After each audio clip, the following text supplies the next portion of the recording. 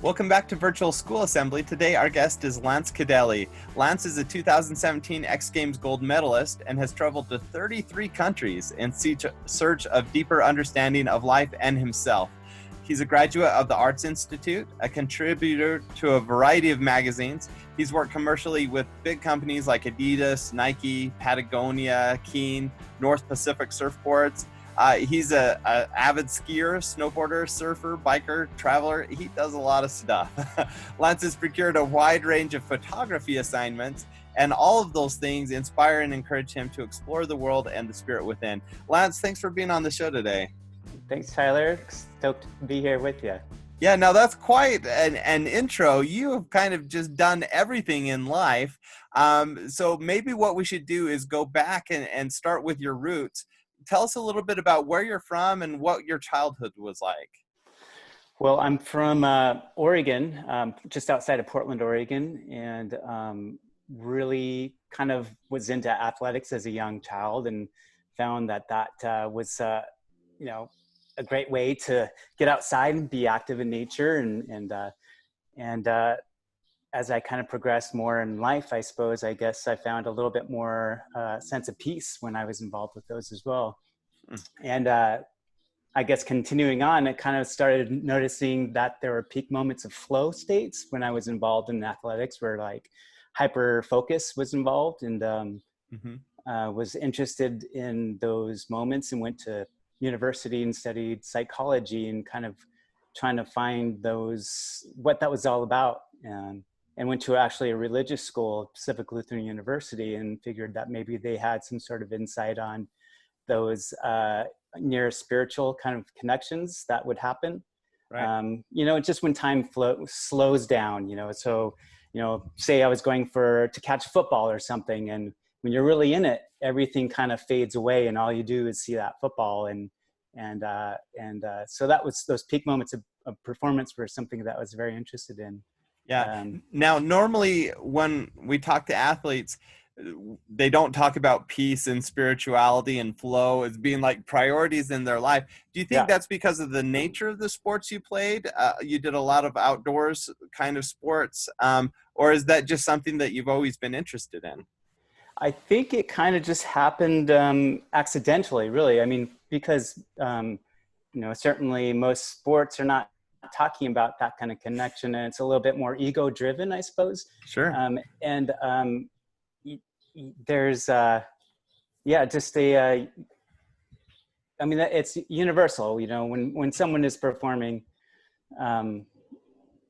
I don't know. It's the first time I've really kind of done something like this, so it's a little bit kind of weird to talk about. Well, I just think in person either, right? Yeah. Right. I just think it's interesting because you even mentioned football, being in the moment. And certainly I'm a distance runner, and we talk about the runner's high and being one with nature and things like that. And that's not unusual for an endurance sport or something like that. But normally when we think of football, we don't think of peace and spirituality. We think of hit the guy and win the game, And so You're coming at it from a very different angle. Why, where did that start for you? What, obviously you've been thinking about it and been in that world for a long time now, but where did you really start your interest in flow and kind of those kinds of things? Well, I guess continuing on that kind of idea, so football was important to me when I was in high school. And that was when I kind of first started noticing those kind of experiences. And then continuing on and moving on in life, I was always a skier, snowboarder, and being present in nature kind of allowed some of those opportunities to be enhanced a little bit more away from, the rigors of rules and of, a specific, game or whatnot. Just really finding, in snowboarding, being in mountains and peak performance, time slowing, really getting a sense of peace and like a deeper understanding and a fulfillment basically. And that seemed to linger. The more I spent time in those states of flow and being at peace or trying to find that, as opposed to the snowboard became the tool, not the end goal to achieve those states of higher kind of connectedness to everything.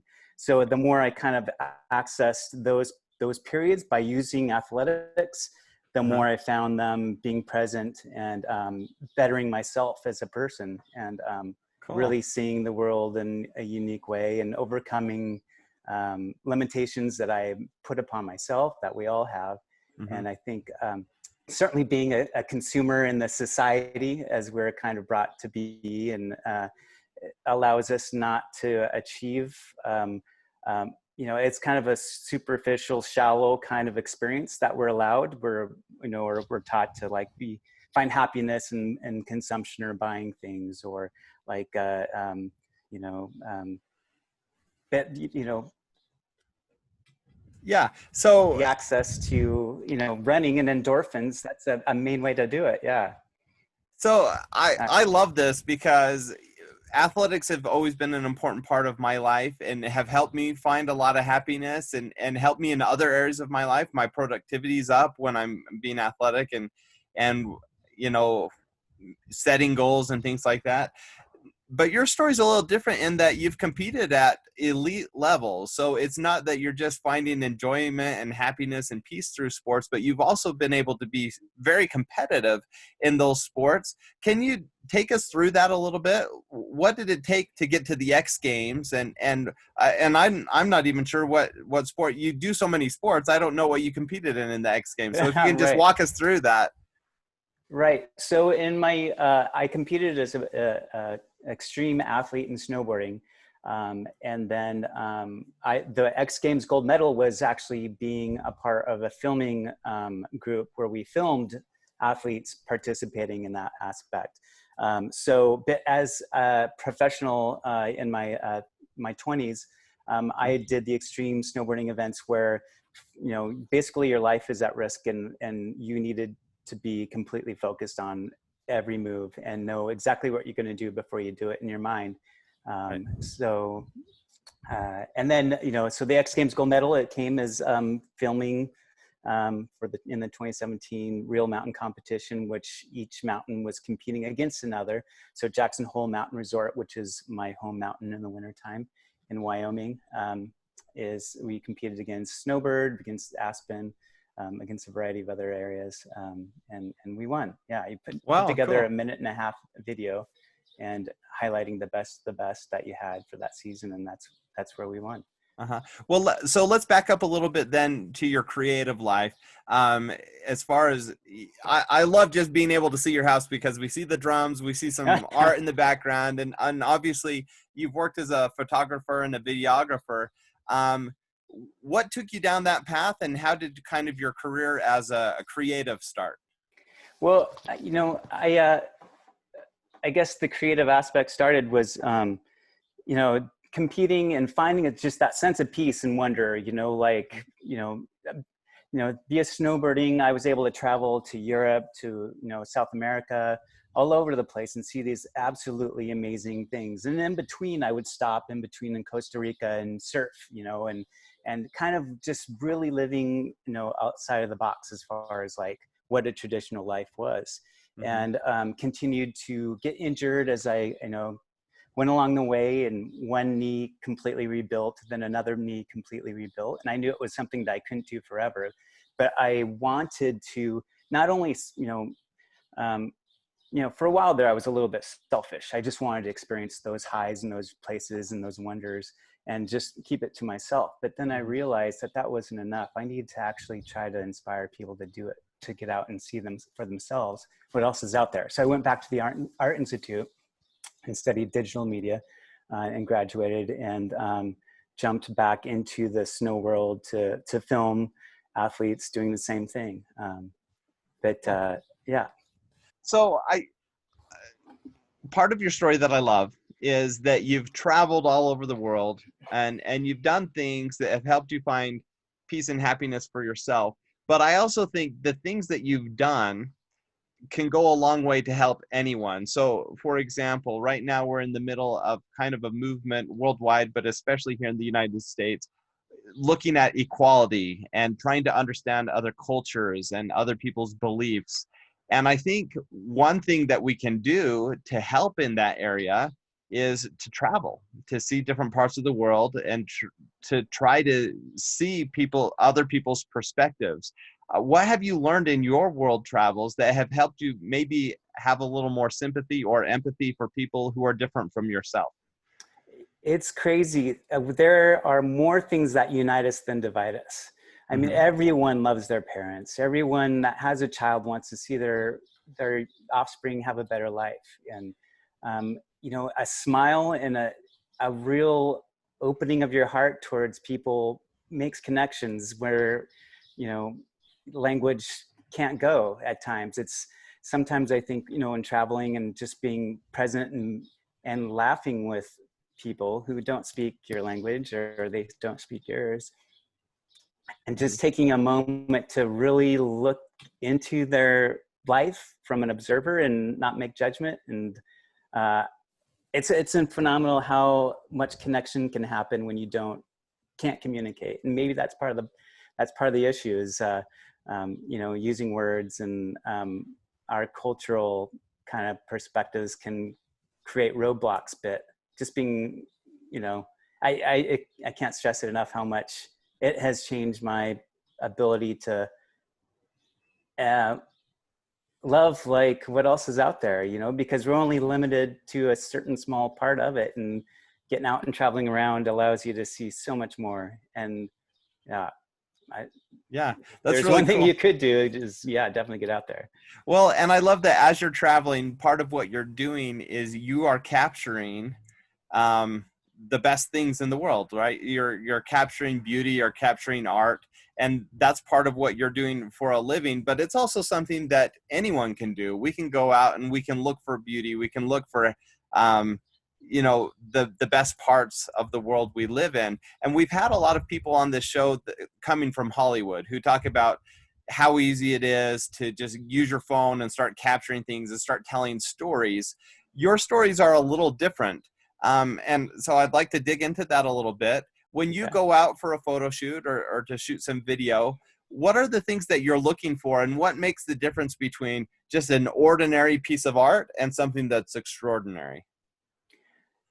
I think the most important part when I try to participate in something is to not let myself get in the way of it. You know, to Mm-hmm. let, you know, the person that I'm present in the company of be who they are, and just be a witness to it, and find those subtle parts of them that really speak a lot louder that maybe they don't know about, or, you know, themselves. But um, you know, a lot of photographers or videographers or people in general, they present themselves in a situation and they want to take control of it over it. And I don't feel, just like my snowboard wasn't the end goal, it was a tool by which to achieve a higher kind of connection to all things. You know, my photography or my camera is just a tool to achieve that same thing. It's not being, it's trying to move out of the way and let, you know, the spirit of the moment be present, and that message present Right. itself. Yeah. Cool. Does that Now, make any sense at all? no, it totally does, and I love that you're not getting in the way of your craft, that you're letting it guide you. That's a hard thing to do as a creative or as a human being, is because we want to be involved, we want to direct the process, and sometimes it's hard to get out of the way and let things just happen. That's for sure. That's exactly whenever it really comes into a problem, is when you try to inject yourself. Yeah. Right. Right. Now, a lot of kids out there that are going to be watching this, they want to be artists. They want to be creative, but they've been taught since they were babies that you can't make a living doing that. That's something that you do on the side. It's a hobby. But, you know, the whole idea of the starving artist, there's a lot of truth to that. It's really hard to make it in a creative industry. So I want to ask you, how have you made it? I mean, you've worked with some of the biggest brands in the world and you've done some incredible things. What made the difference for you in becoming, you know, just someone who is dabbling to someone who's really good at your craft? I think I have to say that I've been extremely fortunate, lucky. I mean, straight up, Hmm. there's been a lot of things that have happened in my favor, which I have to count as blessings. And show extreme gratitude for everything that's happened. And it's also, I've taken some extreme risks, not just in being, an athlete or whatnot, but like trying to do something different and allow myself to, which is a constant battle, is the uncertainties. There's no givens as far as where it comes, when it, how long it'll last or whatnot. But kind of allowing myself to be all right with the unknown. And that's the challenge that is a battle daily for me and everyone right now, especially. Mm-hmm. But, it's almost like swinging from vines, like Tarzan, he's swinging one vine, grabbing the next vine, and you find a rhythm and you're never quite sure when the next vine's going to be there or if it is. But, right. The moment that I really start kind of being fearful is when things get weird, but you have to kind of be okay with the uncertainties, and that allows it to happen. That's cool. But in other ways, I certainly live a lifestyle that most people, would not be comfortable with, with that risk, Yeah. So, yeah. Well, that's cool. And I think that is a big part of it, being willing to take risks. And I think one thing that this pandemic has done for us is made us live in uncertainty. And I think going out of this, I think we're going to see a lot more risk takers, people who are willing to try new things, just because we've been forced out of our comfort zones right now. So that's a good lesson. But when you say you think you've been lucky, we all know that the luckiest people are the ones that work really hard, and then they somehow seem to have that luck. And so congratulations to you on the success you found. I'm sure it's not by accident. It's come with taking those risks and working hard. So congratulations on that. Well, geez, thanks, Tyler. That's nice. Yep. Well, this has been really fun, Lance. I've loved digging into more of this creative side, especially as an extreme athlete that's done these things, seeing that you've been able to find peace and happiness and find the beauty in the world. If you had any advice just to leave with students that are looking to the future and seeing this uncertain world, what is something that has served you well in preparing you for the life that you have lived? I would just say, I guess, do something that you really love and pursue it with reckless abandon. We're kind of directed in some ways in a cookie cutter like direction as far as how to live a life, but there's mm-hmm. no way everyone has to live that. If you feel a calling to do something different, do it. Yeah. And, that's awesome advice. I think that's really great. And, even I have a very non-glamorous job. I teach 5th grade, but I love it and I'm passionate about it. And guess what? Even teachers, here I am talking to an X-Games winner, and things like that. And so you can certainly pursue your passion. I think that's a great message. Lance, if people want to learn more about you or see what you're up to, where can they find you online? LanceKoudele.com is my website, but you could also see me on Instagram, Lance Koudele. Tyler, it was really awesome to chat with you, and I wish I had you as a teacher in 5th grade. Yeah, you have a great energy, and your enthusiasm for playing what is, unique in the world and sharing that with people is contagious. Yeah. Thank you. Appreciate that.